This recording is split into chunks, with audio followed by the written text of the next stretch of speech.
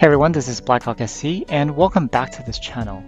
In this video, I'm going to take a look at the Linebacker LBK-H variant that has came out with the 2017 Loyalty Rewards program, how this mech changes the current builds available to the LBK, and my preferred build given the new options.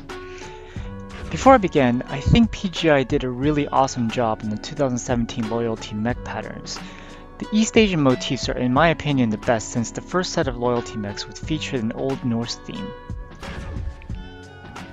The Linebacker is a heavy clan omni-mech that came out a while back, and it had never really got out of its niches in things like full brawl FP drop decks for organized teams. While the builds for it were never really bad, they were never that good either for quick play, which is what most people care about. Despite that, I think it's still the most generally useful chassis among the loyalty variants this year, but that's not saying it's necessarily the most fun to play. Looking at the Omnipods, the H brings a CT with an energy hardpoint and 2 side torsos with 3 jump jets each. The full Omnipod set right now gives you 5 energy hardpoints and just 5% quirks for energy range and heavy laser duration. These quirks are not enough to justify sacrificing as much as 5 total energy hardpoints across the arms and side torsos, so there's no good reason in quick play matches to run the full set. Next, the JJSTs happen to be what most players were anticipating when the H variant was first announced. The idea of an ERPC Pop-Tart linebacker was amusing, and it is possible to run a build like that. But with so few heatsinks, the build runs really hot, while doing very low DPS, and I think the novelty will wear off in a few games. The JJs can come in handy for other non-Pop-Tart builds, but equipping JJs requires sacrificing at least 3 tons of pot space on an already tonnage-starved chassis, as well as giving up at least 1 missile or energy hardpoint. Therefore, I think the only builds that reasonably benefit from the JJs are something like an energy SRM brawl build like this.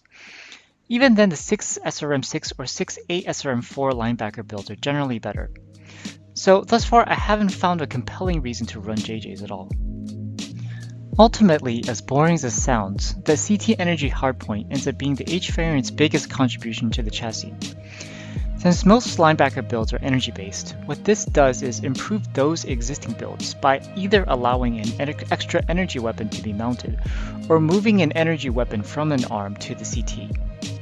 You do sacrifice the CT armor bonus that the other variants give you, but it's definitely worth the extra firepower and better weapon placement.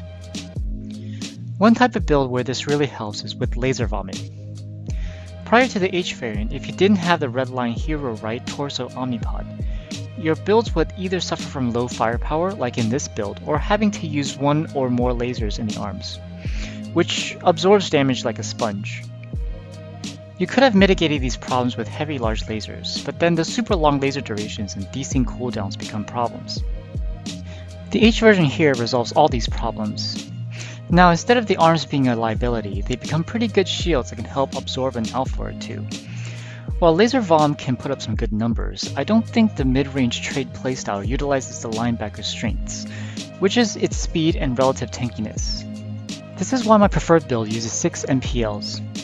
The purpose of MPL builds rely on their speed to get out of bad situations quickly, but in turn, it delivers precision damage with relatively good DPS. This is the same reason why my preferred Stormcrow build currently is also an MPL build. We'll see more of how to play this build soon, but let's go into the skill tree. In the skill tree, we get around half of the available radar depth and seismic nodes because we're going to rely on speed to get out of bad situations. We get the top part of the Cool Run heat containment nodes. Half the speed tweak since the mech is already pretty fast. Most of the durability tree. And then for the rest of the firepower tree, we get heat gen and range. Now let's get into a match and see how this can play. In this match we're on Grimplexus, and Grimplexus can have both positives and negatives for this build. On the positive side, it is a cool map, so we get better DPS, which is kind of what our build is all about, but it can be a longer range engagement for a large part of the game, and so that can be a downside. However, in Incursion, the two teams have an opportunity to engage a little bit closer, so this was beneficial for us.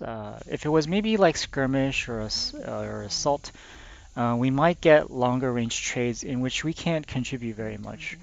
But I think in general you'll find that you'll still be able to have a good amount of opportunities to contribute to the team in general. These targets are slightly further away than we would like, around the 400 meter, 450 range. We're losing a lot of our damage, drops off quite a bit at that range, but it's still doing maybe something like 20 something points alpha each time. So if I'm not getting shot back a lot, like with maybe a couple of ER medium lasers from that for that Highlander, for example, it's a worthy trade.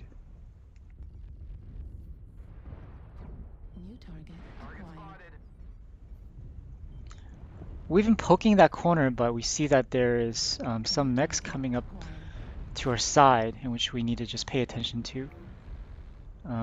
Looks like my teammates does have our side covered there.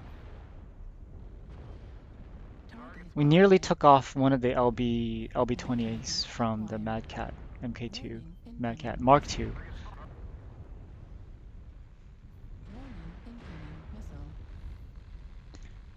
Get a good shot in that mech's back. And now we see there's more coming in the back, so let's go help out. The Mad Cat's mostly gone. Didn't get the kill there, but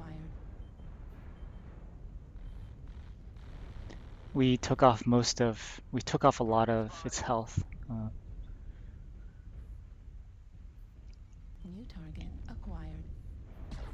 I really like the duration on the NPLs. Not great, but pretty good. Much better than, regular clan laser on it.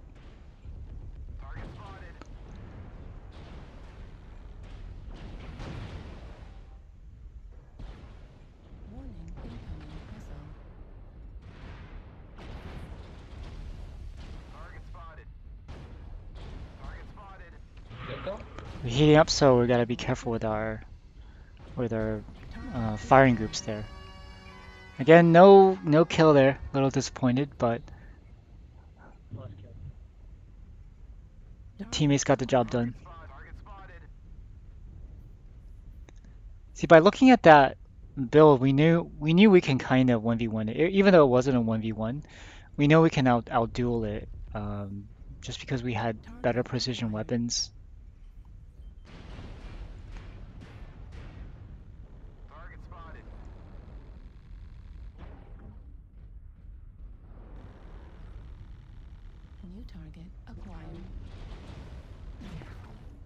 There's some learn boats there. I didn't realize it until a little bit later, and that's why I kept on backing off. Sometimes the night stars can have a pretty brutal, high DPS loadout, so I didn't want to push it at that point until I realized they were lerms. So yeah, just go for the learn boats. Push into them when you see them.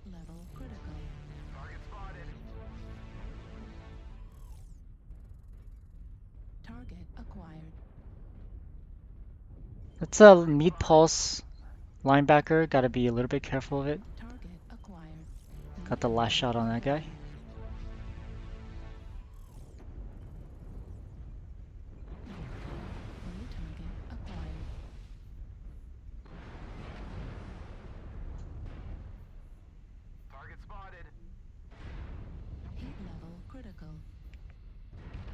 I don't know what's going on with that. Thantanos. It wasn't going down. And something's behind me now. I'm not sure if the damage was registering or not, but damn, I put several shots into his back, and I think I just didn't know how to isolate Thantanos' rear hitboxes. I think it was hitting its rear CT, but probably was not.